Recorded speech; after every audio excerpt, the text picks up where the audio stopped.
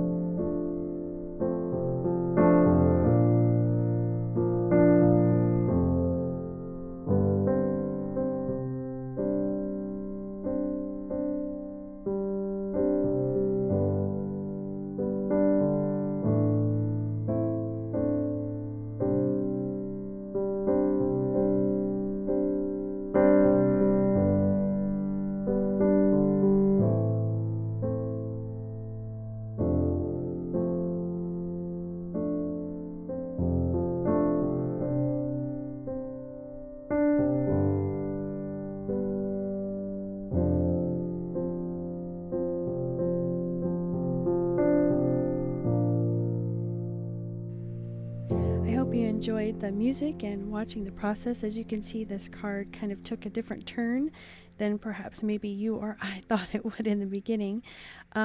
It has a very washed out look, and I kind of really was surprised that I liked it so much in the end. I wasn't sure that I was going to, but I really like the kind of faded, muted colors and how they kind of blend together in the end. As you can see, I'm taking my heat tool and trying to make sure it's really good and dry before I move on to the next step, which is pulling off my tape. Once you get the tape removed, I did trim off the edges to get rid of the white edges and did a little stamping for the greeting and such. I'm not sure if maybe I would have preferred to maybe put that on a layer of cardstock, but in the end I think it's fine. Just a nice pretty card, I think. In the end, has some nice fall colors. Definitely could give it any time of the year. So what I did was mounted it, or I'm going to mount it rather, on some Soft Suede cardstock. That's just 8.5 by 5.5, just your standard 8 size card. And once that's ready to go, there wasn't too many layers. I didn't want to detract from the watercoloring that I had done. But hopefully as you look at the card, it's kind of a surprise that that's the stamp set that was used. I took some old gold paint that I had in just a jar. Stampin' Up! Used to sell this, and I believe you can still get stuff like this at the local craft store. And what I did was I just wanted to add some nice little gold specks to the card. So I just added some to the wood block, as you saw, a little bit of water to loosen it up. Of course, you could just go straight onto it. It has like a little tip to it. Kind of reminds me of fingernail polish, actually. Would be kind of fun to add this to your nails. I just added some specks to it. It's hard to see in the camera, but the gold specks do add a nice little sparkle to it when it's all said and done. This card is definitely not one that you'd crank out about 50, but it was fun to make the one for someone special. So thank you so much for watching, and I hope you have a great day.